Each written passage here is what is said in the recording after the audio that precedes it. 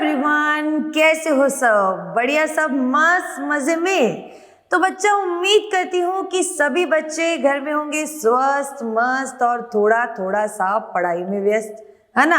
अगर ऐसा नहीं है तो आज आपको हम करने वाले हैं व्यस्त अनरेवल नीट पर, जहां पर आपको हर साल जितने भी प्रीवियस ईयर क्वेश्चंस आए हैं उनका बहुत ही डिटेल के साथ एनालिसिस करवाकर यहाँ पर क्वेश्चन सॉल्व करवाएंगे। और जो बच्चे मुझे नहीं जानते हैं उन्हें बता दूं, मैं हूं नवजोत कौर, आपकी केमिस्ट्री की एजुकेटर, जो कि आपको नीट यूजी की कैटेगरी में करने वाली है ट्रेन।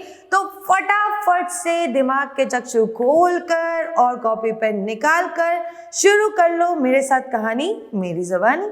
उससे पहले आपको रूबरू करवाते हैं अनअकैडमी के प्लस और आइकॉनिक सब्सक्रिप्शन से, जो कि आपकी नीट की तैयारी को सुपर से ऊपर ले जाएगा इन फीचर्स के साथ, जहां पर प्लस सब्सक्रिप्शन में आपको लाइव क्लासेस दी जाती है, वीकली टेस्ट दिए जाते हैं, वेल स्ट्रक्चर कोर्स के साथ पढ़ाया जाता है और आप हर एजुकेटर की वीडियो पर अनलिमिटेड एक्सेस पा सकते हैं। और इसी के साथ आइकॉनिक सब्सक्रिप्शन की बात करें तो प्लस के सारे फीचर्स के साथ आपको 1-on-1 पर्सनल मेंटरशिप दी जाती है आइकॉनिक में, जहां पे आपका पर्सनल मेंटर आपके दिए हुए टाइम स्लॉट पर आपसे कनेक्ट होकर थ्रू ऑडियो कॉल आपके हर डाउट का करता है फुल टू सफाया। और इसी के साथ आपके घर तक अनअकैडमी के ब्रांडेड नोट्स यानी रंग बिरंगे नोट्स पहुंचाए जाते हैं अगर आप आइकॉनिक लर्नर है। अगर आप प्लस लर्नर है तो आपको इन ऐप एक्सेस मिलता है नोट्स का।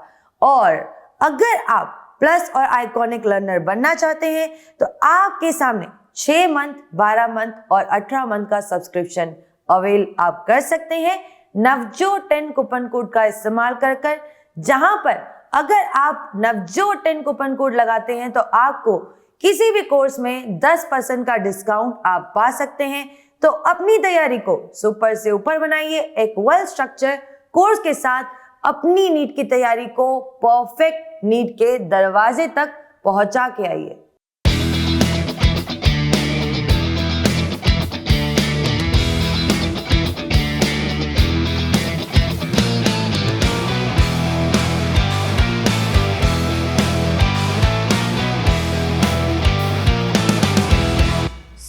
आज का पहला क्वेश्चन आप लोगों के सामने कि आइडेंटिफाई करना है हमें compound X in the following sequence of reactions. तो आप देख सकते हो कि हमें यहाँ पर टाउलिन दे रखा है, जिसके अंदर हम Cl2 डालते हैं अगर HMO के प्रेजेंस में यानी सनलाइट के प्रेजेंस में, तो ये कंपाउंड X क्या बनता है। और साथ ही साथ इसमें पानी डालने पर यानी वाटर डालने पर 373 केल्विन पर ये अपने को दे रहा है बेंजल्डिहाइड। ठीक है, तो देखते हैं यहाँ पर किस तरह से ये मैकेनिज्म फॉलो करता है। तो 1, 2 and 3 गो फॉर इट। तो यहाँ पर देख सकते हो कि जब क्लोरीन डालते हैं ना तो यहाँ पर हमारे साथ ना फ्री रेडिकल मैकेनिज्म होता है। तो यहाँ पर बोल सकते हैं फ्री रेडिकल मैकेनिज्म में सब्स्टिट्यूशन होगा, यानी यहाँ पर हाइड्रोजन क्लोरीन से होंगे रिप्लेस। अब कितने क्लोरीन है? 2, तो 2 हाइड्रोजन को इस कार्बन के पास से रिप्लेस कर देंगे। तो फ्री रेडिकल सब्स्टिट्यूशन में यहाँ पर हम देख सकते हैं कि किस तरीके से ये जो हमारा बेंजीन रिंग है इसके ऊपर जो कार्बन लगा है उसके साथ एक हाइड्रोजन तो टिका रहेगा और 2 क्लोरीन आ जाएंगे। अब फर्दर यहाँ पे पानी डालने पर होता क्या है कि बेंजल्डिहाइड कैसे बन गया, तो वही पानी डालने पर ना दोनों क्लोरीन को ये रिप्लेस करता है अपने OH रेडिकल से। ठीक है, तो अनायन से रिप्लेस हो रहा है। तो आप देख सकते हैं कि जैसे ही मैंने पानी डाला 373 केल्विन पर, तो ये अपने को ना यहाँ पर इस तरीके से CH बैठा हुआ है, यहाँ पे OH और यहाँ पर OH आ रहा है। अब तुम्हें पता है कि किसी भी कार्बन पर 2 OH स्टेबल नहीं होते, this is very very unstable form. तो यहाँ से ना जब भी ऐसा हो तो आपको फिर से उसमें से पानी निकाल देना है, यानी वाटर यहाँ से बाहर निकल जाएगा। अब देखो यहाँ से H लो चाहे OH लो, एक ही बात है, एक तरफ से H लिया, एक OH को पूरा पूरा निकाला, तो पानी निकलते ही आप देख सकते हो कि बेंजल्डिहाइड हमें मिल जाएगा कि ऊपर CHO यानी C double bond O H group बैठ गया है। ठीक है, तो आप देख सकते हैं जो X कंपाउंड है यहाँ पर वो A, B, C और D में से है C वाला, तो ये होता है हमारा करेक्ट ऑप्शन। और इसी के साथ चलते हैं नेक्स्ट क्वेश्चन की ओर। So the question here is, आपको इनकरेक्ट मैच इसमें से ढूंढना है। जैसे कि आप देख सकते हो आपको अलग अलग यहाँ पे कंपाउंड दे रखे हैं जिनका नेम गिवन है अनिलियम, अनिलट्राइयम, और ऐसे ही यहाँ पर इन कंपाउंड्स के perfectly defined IUPAC official name क्या होते हैं वो डिपिक्ट करने कि इनका करेक्ट मैच दे रखा है कि नहीं दे रखा। तो आप देख सकते हैं कि यहाँ पर ना अगर मेरे पास किसी भी कंपाउंड में अन लिखा हुआ है, मतलब उसका यहाँ पर 100 से अबव एक तो हमारा जो भी उसका एटॉमिक नंबर होगा 100 से अबव होगा। ठीक है, अन मतलब 1 होगा, निल मतलब 0 होगा।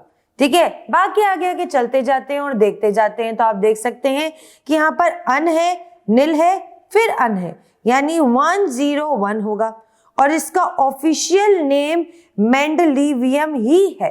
ठीक है, तो ये तो करेक्ट मैच है।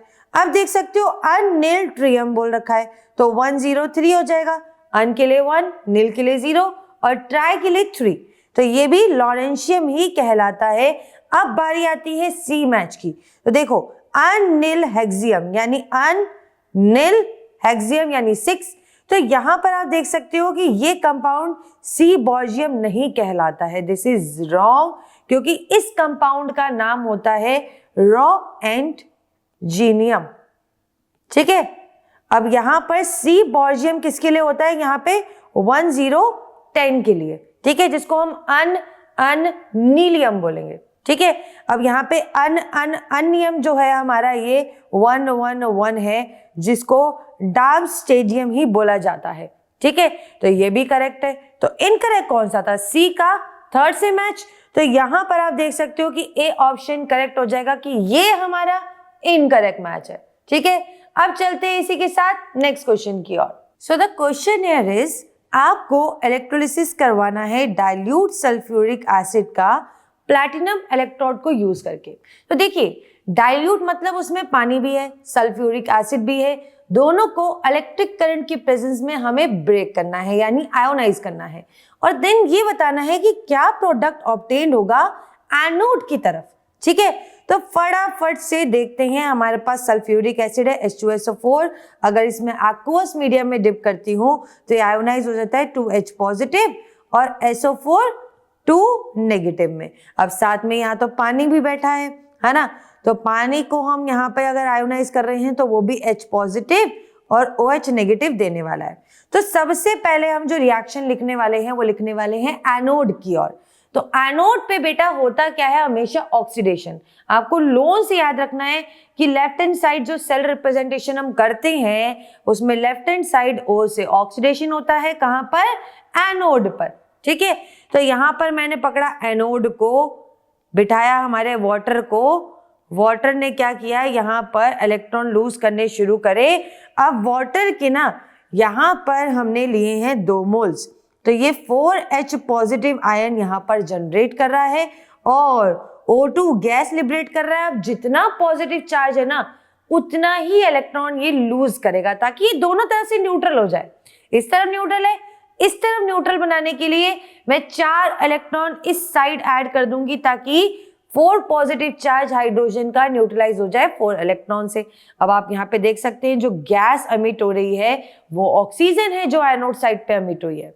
ठीक है, सिमिलरली अगर मैं कैथोड की बात करूं तो कैथोड में हमारे पास H पॉजिटिव आयन आते हैं इसके पास। ठीक है, H पॉजिटिव आयन आए।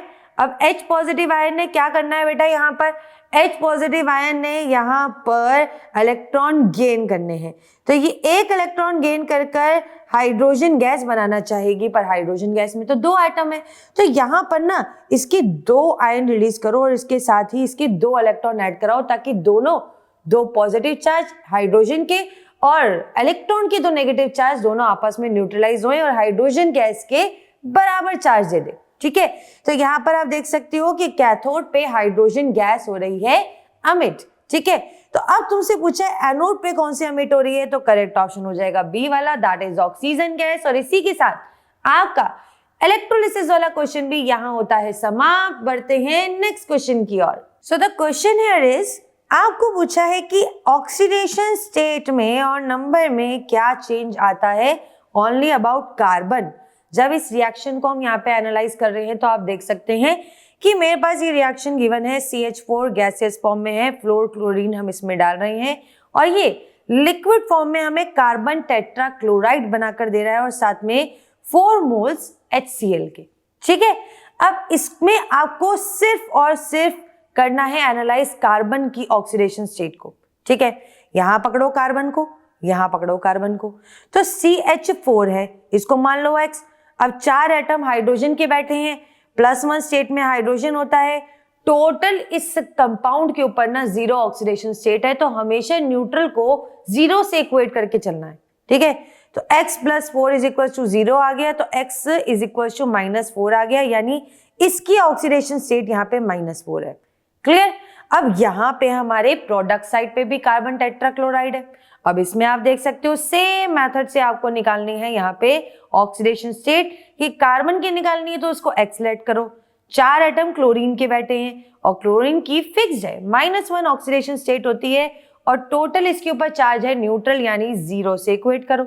तो x - 4 = 0, x +4, यानी यहां पर कार्बन +4 स्टेट में बैठा है, तो रिएक्टेंट से प्रोडक्ट की ओर जाने पर पहले हाइड्रोजन के साथ बैठने पर फिर क्लोरीन के साथ बैठने पर जमीन आसमान में फर्क आ गया है इनकी ऑक्सीडेशन स्टेट में। तो आप देख सकते हो कि -4 से +4 गई है, यानी करेक्ट ऑप्शन यहाँ पे होगा ए वाला। और इसी के साथ ये क्वेश्चन यहीं पे होता है समाप्त। बढ़ते हैं नेक्स्ट क्वेश्चन की ओर। So the question here is, आपको करेक्ट स्टेटमेंट को आइडेंटिफाई करना है इनमें से गिवन स्टेटमेंट में से। तो आप देख सकते हैं एक एक करके हम स्टेटमेंट पढ़ेंगे, जो रॉन्ग होगी उसकी सही बात भी हम पहचानेंगे। तो सबसे पहले तो यहाँ पर स्टेटमेंट ए को पढ़ते हैं कि इन्होंने बोला है कार्बन डाइऑक्साइड अगर गैसियस स्टेट में है तो ये रेफ्रिजरेंट की तरह यूज हो रहा है for ice cream and frozen food. मतलब जो भी चीजें मेल्ट होने वाली हैं उन चीजों को हम CO2 गैसियस स्टेट में अगर हम रखते हैं तो ये हमारा एज अ रेफ्रिजरेंट, मतलब उसको पिघलने नहीं देगा, और ऐसा बिल्कुल नहीं है। यहाँ पर इन्होंने स्टेट जो मेंशन की है वो गलत है, कि अगर हम यहाँ पर CO2 सॉलिड फॉर्म में लेते हैं ना तब ये एज अ रेफ्रिजरेंट यूज होता है, that's why this is our first statement. और अगर हम बात करें बी स्टेटमेंट की, तो स्ट्रक्चर ऑफ C60 जो हमारा एलोट्रॉप है, आप देख सकते हो इसमें बोला है कि 6 कार्बन की जो रिंग्स है वो 12 है और 5 कार्बन की जो रिंग्स है वो है हमारी 20, जबकि ये एग्जैक्टली अपोजिट है कि यहाँ पर ना 6 कार्बन की रिंग्स जो हैं वो हमारी होगी, रुकिए, 6 कार्बन की रिंग यहाँ पर होगी हमारी 20 और 5 कार्बन की होगी 12। तो इसी को जस्ट रिवर्स करके चलना है और ये चीज ध्यान रखनी है, जो भी कार्बन के एलोट्रॉप्स हैं वो सेम कार्बन के एटम्स और रिंग्स लेकर बैठेगा, उसको इधर उधर नहीं कर सकते। तो ये भी फॉल्स स्टेटमेंट दे रखी है। ठीक है, अब इसी के साथ हम बढ़ते हैं आगे सी की तरफ। तो सी में दे रखा है ZSM5, ये एक टाइप का जियोलाइट है, बिल्कुल सही बात है। और यहाँ पर ये बोला है कि ये कन्वर्ट करता है अल्कोहल्स को गैसोलिन्स में, यानी अगर किसी भी प्रकार का अल्कोहल लेती हूँ मैं, इथेनॉल, मिथेनॉल, तो ये इसको बहुत इजीली गैसोलीन में कन्वर्ट करने की क्षमता रखता है, और जो कि बिल्कुल सच बात है। तो ये करेक्ट स्टेटमेंट है। ठीक है, अब ऐसी अगर हम कार्बन मोनोऑक्साइड की बात करें, जो कि डी स्टेटमेंट में दे रखा है कि ये कलरलेस और ऑर्डरलेस गैस है, जिनकी ना कोई यहाँ पर कलर होता है ना कोई स्मेल होती है, and that is also true. तो ये भी ट्रू स्टेटमेंट दे रखी है। तो इनमें से अब ट्रू स्टेटमेंट पे टिक करना है, जो कि है सिर्फ C and D, that is given in option number B. तो बी ऑप्शन यहाँ पर होता है करेक्ट, और इसी के साथ ये क्वेश्चन होता है समाप्त। बढ़ते हैं नेक्स्ट क्वेश्चन की ओर। सो द क्वेश्चन इज, आपको बोला है कि अगर आप जीटा पोटेंशियल को करते हैं मेजर, तो ये क्या चीज के लिए यूजफुल है, क्या डिटरमाइन करता है कौन सी प्रॉपर्टी कोलॉइडल सॉल्यूशन की।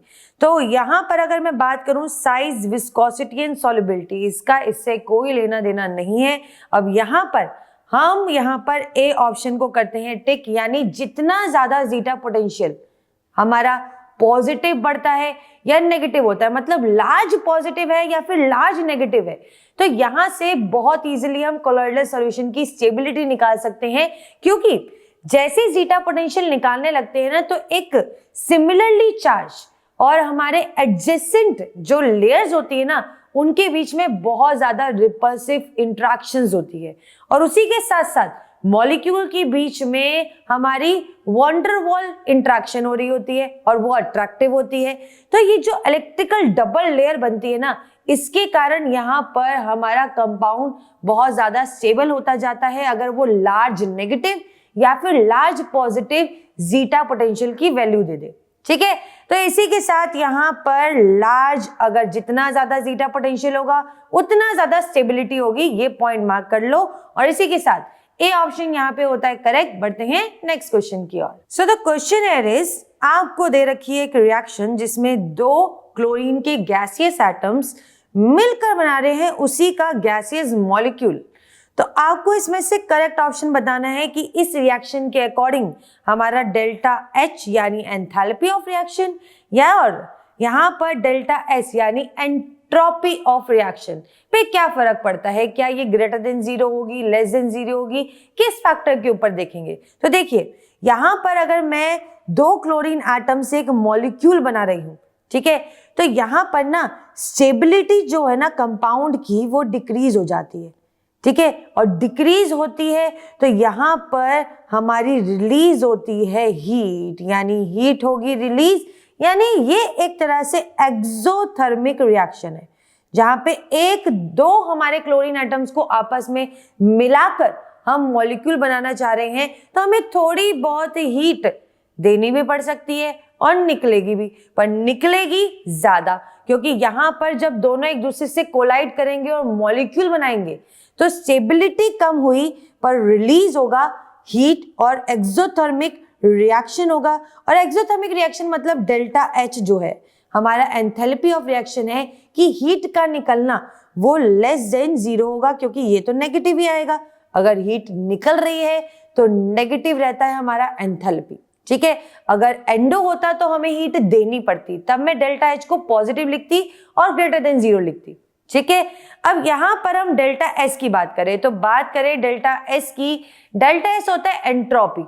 एंट्रोपी आप देखिए कि यहां पर ना बॉन्ड फॉर्म हो रहे हैं, due to formation of bond यहां पर स्टेबिलिटी डिक्रीज हो रही है।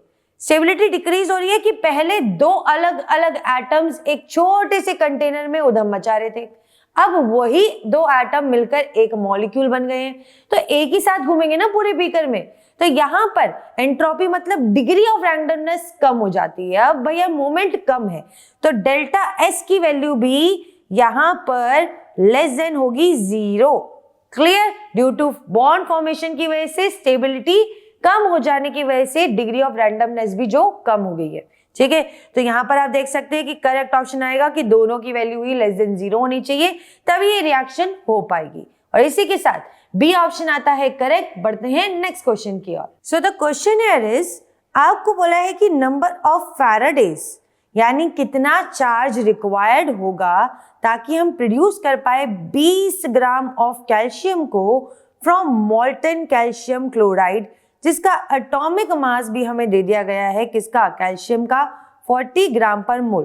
तो आपको इस सिचुएशन में यह बताना है कि कितना चार्ज प्रोड्यूस होता है। ठीक है, तो अगर हम एक मोल्टन कैल्शियम क्लोराइड से 20 ग्राम कैल्शियम हमें गिवन मास है, ठीक है, उसका एटॉमिक मास 40 ग्राम है, हमें बताना है कितना चार्ज इस 20 ग्राम को हमें डिपॉजिट करने में लगेगा। तो उसके लिए वेट जो हमारा स्मॉल w से लिखेंगे कि कितना अमाउंट ऑफ कैल्शियम डिपॉजिट हो रहा है, ठीक है, और Z इंटू Q लिखेंगे। Q है हमारा चार्ज जो कि फैराडे के टर्म्स में आएगा, और Z जो है वो हमारा इलेक्ट्रोकेमिकल इक्विवेलेंट है। तो यहाँ पर आप देख सकते हो इलेक्ट्रोकेमिकल इक्विवेलेंट को हम लिख सकते हैं इक्विवेलेंट वेट है ना, अपॉन में फैराडे। इक्विवेलेंट वेट हमारा इसी के बराबर होता है, जैसे कि आप इसको लिख सकते हो इक्विवेलेंट वेट अपॉन में फैराडे। तो जो इसका एटॉमिक मास है ना, उसको कितना कैल्शियम के ऊपर चार्ज आएगा, इसमें देखो कैल्शियम के ऊपर कितना चार्ज है, 2 पॉजिटिव, तो उतना ही चार्ज यहां पर ले लो, ठीक है। इंडिविजुअली देखेंगे, देखो क्लोरीन पे भी अगर मैं चार्ज देखती तो 2Cl नेगेटिव ही प्रोड्यूस करता है, तो माइनस चार्ज भी 2 नेगेटिव ही होता, ठीक है। तो यहाँ पर 20 मेरे पास इलेक्ट्रोकेमिकल इक्विवेलेंट आ चुका है, जो कि हम यहाँ पुट करेंगे। तो Q की वैल्यू निकालने के लिए हमें क्या करना है, W अपॉन में Z, यानी गिवन मास जो कि 20 गिवन है और इलेक्ट्रोकेमिकल इक्विवेलेंट भी 20 आ चुका है, यानी 1 आएगा और ये 1 आएगा फैराडे में। तो यानी जो चार्ज यानी नंबर ऑफ फैराडेज रिक्वायर्ड होंगे 20 ग्राम ऑफ कैल्शियम को यहाँ पर डिपॉजिट करने के लिए मॉल्टन कैल्शियम क्लोराइड से, वो होंगे 1 फैराडे, यानी सी ऑप्शन यहाँ पर आता है करेक्ट। और चलते हैं नेक्स्ट क्वेश्चन की ओर। So the question here is, आपको यहाँ पे ऑर्गेनिक केमिस्ट्री में बहुत ही इंपॉर्टेंट वैरायटी का क्वेश्चन यहाँ पे दिया गया है कि एलिमिनेशन रिएक्शन अगर मैं 2-ब्रोमोपेंटेन से करती हूँ ताकि वो पेंटूइन बना दे, तो किस किस टाइप का रूल्स और किस किस टाइप की रिएक्शंस यहाँ पे हो रही है, वो हमें फॉलोइंग ऑप्शंस में से पहचानना है। तो एक एक करके बारी बारी चलेंगे। तो सबसे पहले तो कंपाउंड बना लो कि हमें दे रखा है 5 कार्बन की चेन जिसपे दूसरी पोजीशन पर ब्रोमो लगाए, तो 2-ब्रोमोपेंटेन बनाने जा रहे हैं हम, ठीक है। अब इसको प्रॉपर हाइड्रोजन से बैलेंस कर देना। देखो कार्बन की, इस वाले कार्बन की 3 वैलेंसी पूरी है तो हाइड्रोजन आएगा, यहाँ पे 2 हाइड्रोजन है ना, यहाँ पे भी 2, यहाँ पे 3, यहाँ पर 3, ठीक है। अब इसी के हिसाब से अगर मैं चलती हूं तो मुझे बनाना है पेंटोइन, तो मतलब सेकंड पोजीशन पर डबल बॉन्ड आना चाहिए, क्लियर। तो इस तरीके से बनाने के लिए आपको ये देखना पड़ेगा कि किस टाइप की रिएक्शन यहाँ पे हो रही है। तो देखो सबसे पहले बोला है बीटा एलिमिनेशन, वो तो होगा ही होगा। कैसे होगा, देखो जिस कार्बन के ऊपर हमारा हैलोजन अटैच है उसे बोलते हैं बीटा, ठीक है। अब बीटा से हमारा निकलेगा यहाँ पर कौन, ब्रोमीन, और बिल्कुल जिस कार्बन पे हैलोजन लगा है उसके डायरेक्टली जुड़े कार्बन जो बैठे हैं ना, उन्हें बोलेंगे अल्फा कार्बन। तो इस तरफ भी अल्फा कार्बन है, इस तरफ भी अल्फा कार्बन है। अब इस अल्फा कार्बन पे हाइड्रोजन होना चाहिए, अब इधर भी हाइड्रोजन है, यहां भी हाइड्रोजन है। तो अल्फा बीटा एलिमिनेशन होगा कि अल्फा पोजीशन से हमारा हाइड्रोजन निकलेगा और बीटा पोजीशन से हैलोजन निकलेगा, यानी HBr को निकलना है, ठीक है। पर निकलने के लिए एक रूल फॉलो करता है ये 2 तरह के प्रोडक्ट बना सकता है, एक बार अल्फा 1 से रिमूव करेगा, एक बार अल्फा 2 से। पर मैं बोलूंगी कि यहां पर ये अल्फा 2 बीटा एलिमिनेशन दिखाएगा, यानी अल्फा 2 पोजीशन से इसे रिमूव करना है हाइड्रोजन और बीटा पोजीशन से हैलोजन। कैसे, अब यही क्यों मैडम, ये पेंट 1 इन भी तो बना सकता है। तो देखिए यहां पर ना अगर मेरे पास ये डबल बॉन्ड बीच में आता है तो हमारे पास दोनों तरफ एक बल्की ग्रुप बैठे, एक तरफ मिथाइल एक तरफ इथाइल, और ये हमारा सब्स्टिट्यूटेड एल्कीन बन रही है, ठीक है। हायर सब्स्टिट्यूटेड एल्कीन बन रही है पेंट 1 इन से तो ज्यादा, ठीक है।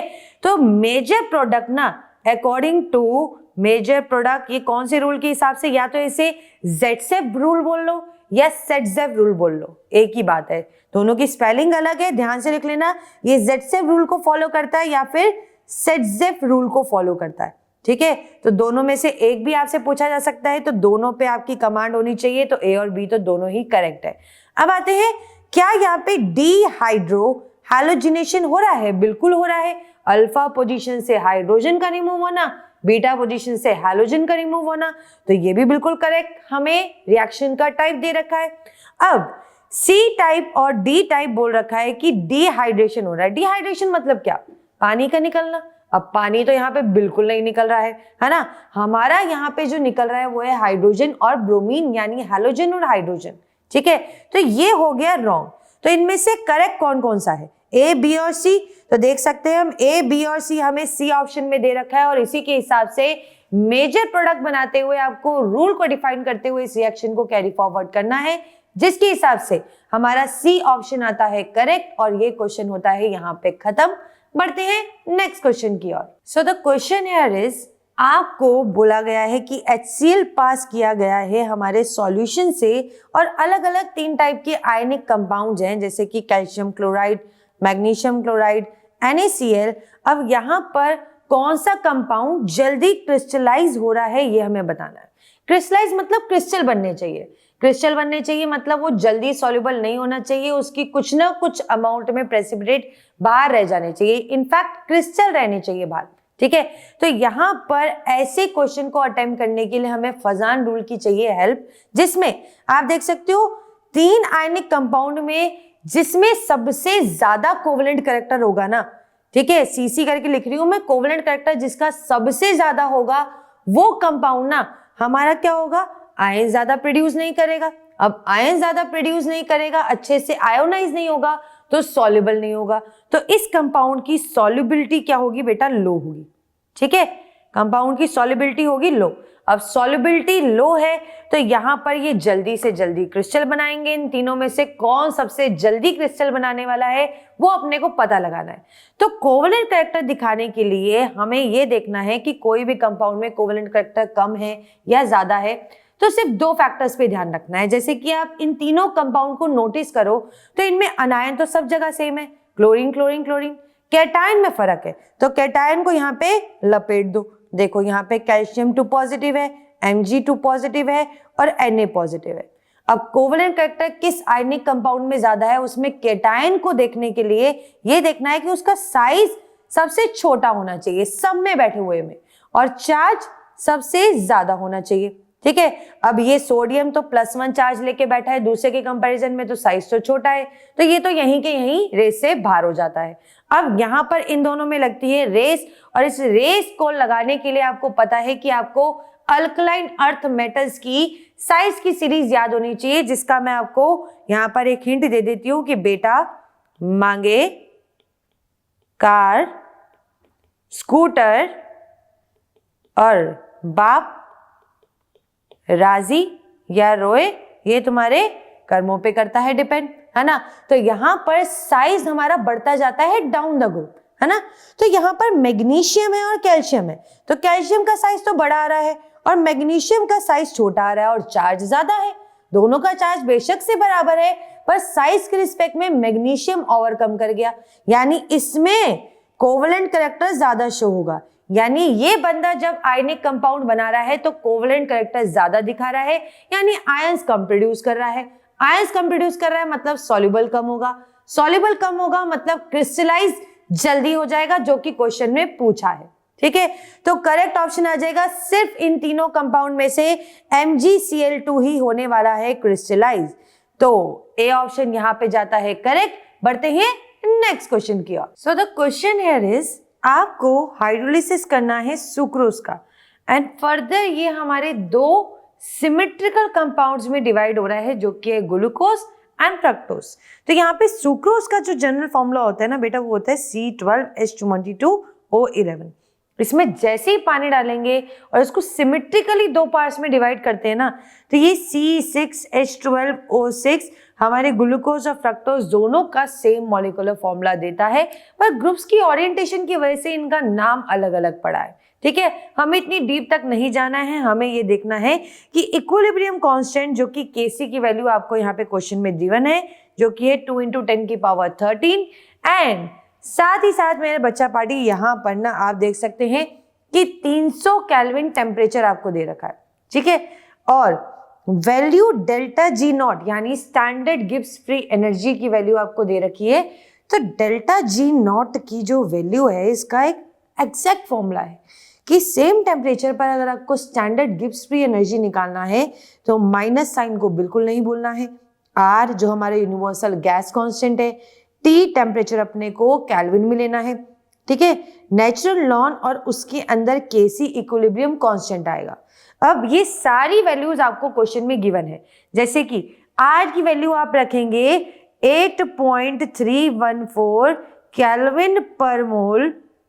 ठीक है, पहले आप केल्विन मत लगाइए, पहले जूल लगा दीजिए, वो ज्यादा बेटर रहेगा। तो देखिए यहाँ पर हो जाएगा जूल पर मोल पर केल्विन, और साथ ही साथ टेम्परेचर भी ध्यान रखना है कि केल्विन में ही लेना है, तो 300 केल्विन यहाँ पर आएगा टेम्परेचर।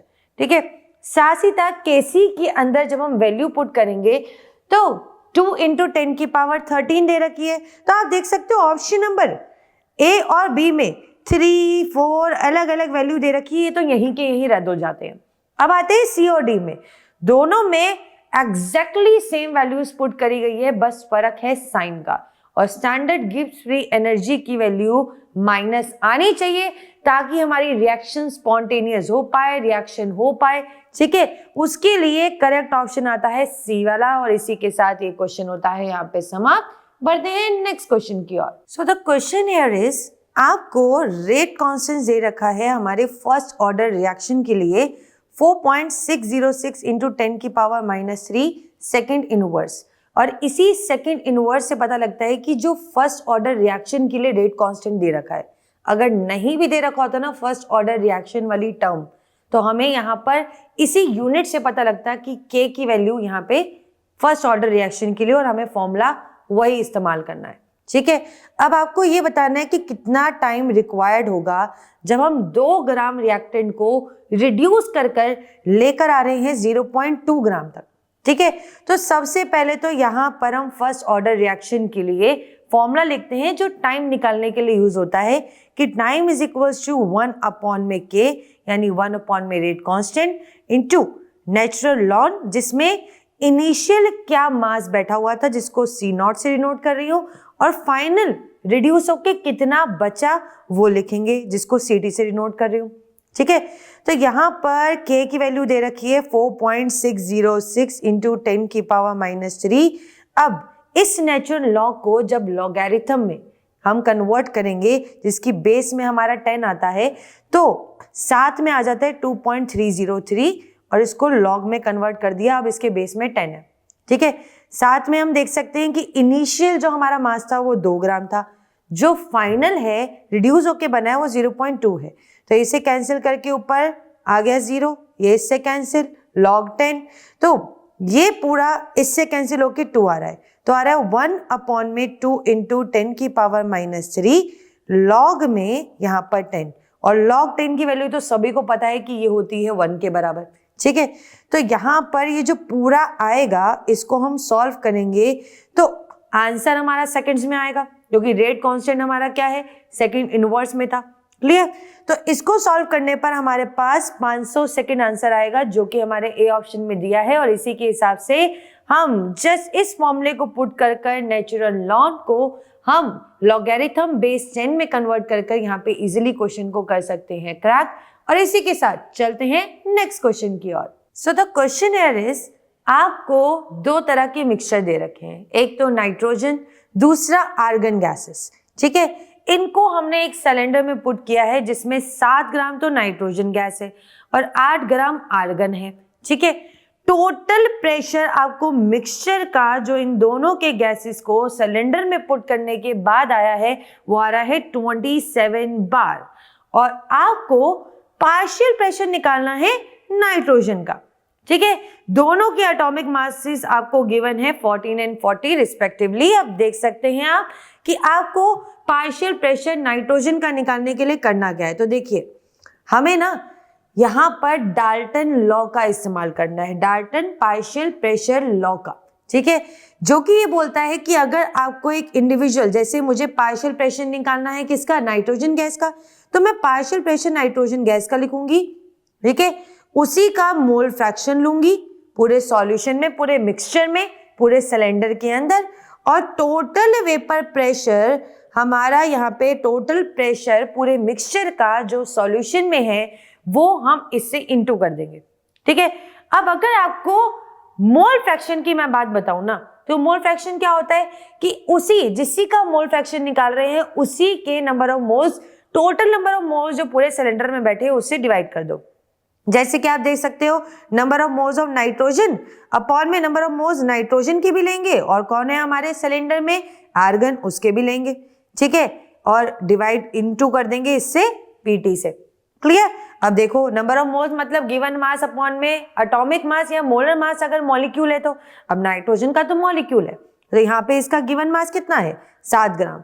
इसका मॉलिक्यूलर मास क्या है, क्योंकि ये मोलर है, मॉलिक्यूल की फॉर्म में बैठा है, तो 14 इंटू 2 कितना हो जाएगा, 28। ऐसी 7 अपॉन में हमारा हो जाएगा यहाँ पे 28, ठीक है, प्लस, और आर्गन के लिए हम लेंगे कितना गिवन मास है, 8, तो यहाँ पर हो जाएगा 40। तो इस हिसाब से हमें क्वेश्चन को करना है क्रैक, और यहाँ पर टोटल जो पेपर प्रेशर है पूरे सॉल्यूशन का पूरे मिक्सचर में वो दे रखा है 27 बार, उससे इंटू किया। तो यहाँ पर पूरा सॉल्व कर कुरा कर यहाँ पर आ जाएगा ये। फर्दर मैं आपको पॉइंट में थोड़ा सा निकाल के दिखा देती हूँ, 0.25, ठीक है। और साथ ही साथ यहाँ पर 0.25 इसको सॉल्व करेंगे तो 8/40 को 0.2 आएगा, इसको इंटू करेंगे 27 से तो पूरा सॉल्व करने पर 15 बार आएगा। और ये 15 बार हमारा क्या है, पार्शियल प्रेशर है, ठीक है। किसका, नाइट्रोजन गैस का पूरे सिलेंडर में, जिसमें आर्गन भी बैठी है और नाइट्रोजन भी बैठी है। तो करेक्ट ऑप्शन यहाँ पर हो जाता है ए, और इसी के साथ ये क्वेश्चन होता है समाप्त। सो द क्वेश्चन हियर इज, आपको यहाँ पे अलग अलग ऑक्सो एसिड्स दे रखे हैं सल्फर के, जिसमें ओ लिंकेज सल्फर सल्फर के बीच में एज अ ब्रिज लाइक बैठी होनी चाहिए, ठीक है। तो यहाँ पर ना तो सल्फ्यूरिक एसिड में आप देख सकते हैं, ना इस स्ट्रक्चर में ऐसा है, ना सल्फ्यूरिक एसिड में ऐसा है, ना यहाँ पे पायरोसल्फ्यूरिक एसिड में ऐसा। अब आप कई लोग क्या करते हैं, पायरोसल्फ्यूरिक एसिड को कर देंगे जिसमें सल्फर सल्फर के बीच में ना सिर्फ एक ऑक्सीजन बैठा हुआ है, बाकी सारे यहाँ पे double bond O double bond O double bond O double bond O और OH ग्रुप लगा होता है इस तरह से। तो ये हमारा पायरोसल्फ्यूरिक एसिड। वेरएज पर ऑक्सो डाइसल्फ्यूरिक एसिड में हमारा करेक्ट ऑप्शन होगा, जिसमें ऑक्सीजन ऑक्सीजन की लिंकेज यहाँ पर परफेक्टली बैठी हुई है। जैसे कि आप देख सकते हैं कि सल्फर सल्फर के बीच में 2 लिंकेज मैंने लगा दी, बचे कितने, 6 ऑक्सीजन अभी बचे हैं और 2 हाइड्रोजन बचे हैं। तो पहले ना डबल बॉन्ड से 2-2 ऑक्सीजन यहाँ बांट दो, अब बचे 2 हाइड्रोजन, तो OH के साथ यहाँ पर ये भी अपना रोल अदा कर देंगे। तो इस तरीके से यहाँ पर OO लिंकेज हमारे पर ऑक्सो डाइसल्फ्यूरिक एसिड में बैठी है, जो कि C ऑप्शन में है। तो करेक्ट ऑप्शन होता है C। और इसी के साथ करते हैं अगले क्वेश्चन का आगाज। सो the question here is, which of the following amine out of these will give carbylamine test? इसमें से कौन से अमीन कार्बाइल अमीन टेस्ट देते हैं? तो पहले तो ये बात जान लो कि कार्बाइल अमीन टेस्ट हमारे चाहे वो एलिफेटिक हो, ठीक है, या फिर वो एरोमेटिक हो, ये दोनों ही अमीन देते हैं। और खास बात ये है कि वो अमीन हमारा 1 डिग्री होना चाहिए, यानी प्राइमरी होना चाहिए, ठीक है। तो देख सकते हो यहाँ पे प्राइमरी कौन से है, हमारा ये वाला प्राइमरी है, फर्स्ट वाला। ये प्राइमरी नहीं है क्योंकि इस नाइट्रोजन से फर्दर हमारे 2 कार्बन अटैच है, जो फर्दर एक और इस रिंग से भी अटैच है। तो ये तो हमारा 3 डिग्री हो गया, टर्शरी हो गया, तो ये नहीं देगा, ठीक है। यहाँ पे भी फर्दर हमारा जो ये नाइट्रोजन है फर्दर 2 कार्बन से अटैच है, एक इथाइल ग्रुप और एक फिनाइल ग्रुप, तो ये हमारा 2 डिग्री हो गया, ये भी नहीं देगा। सिमिलरली ये भी नहीं देगा क्योंकि ये नाइट्रोजन, हाइड्रोजन, फिनाइल रिंग और मिथाइल इनसे अटैच है, तो फर्दर 2 कार्बन से अटैच होने वाला ये भी हमारा सेकेंडरी हो गया। अब बचा इकलौता एक ही हमारा ए ऑप्शन, जो कि प्राइमरी दे रहा है, जिसमें अगर मैं यहाँ पर क्लोरोफॉर्म डालती हूँ और साथ ही साथ KOH डालती हूँ, तो ये फर्दर हमें जो कंपाउंड बनाकर देता है ना, वो इस तरह से होता है कार्बाइल अमीन, फिनाइल कार्बाइन अमीन N ट्रिपल बॉन्ड C, ठीक है। फर्दर इसके बाय प्रोडक्ट्स बनते हैं, पर इस मेन प्रोडक्ट की हमारी बहुत ज्यादा फाउल ऑर्डर होती है, ठीक है, जिसकी वजह से हमें पता लगता है कि हाँ जी ये 1 डिग्री अमीन ही था, चाहे वो एलिफेटिक हो चाहे एरोमेटिक हो। और इसी के साथ ऑप्शन नंबर ए जाता है करेक्ट, और यहाँ पर हमारे क्वेश्चन होते हैं समाप्त। तो बच्चों आज के लिए बस इतना ही। अब मिलेंगे आपको अगले सेशन में, जहां पर ढेर सारे और प्रीवियस ईयर क्वेश्चंस हम सॉल्व करने वाले हैं विद डिटेल कंसेप्ट। और ऐसे ही अपने नीड्स के कंसेप्ट को स्ट्रॉन्ग बनाने के लिए और प्रैक्टिस को और बहुत ही धुरंधर बनाने के लिए अनरेवल नीट को अपना ढेर सारा प्यार दीजिए, और चैनल को सब्सक्राइब करना बिल्कुल ना भूलिएगा। अपने फ्रेंड्स के साथ भी जरूर करिएगा शेयर। तो मिलते हैं नेक्स्ट सेशन में, बाय बाय।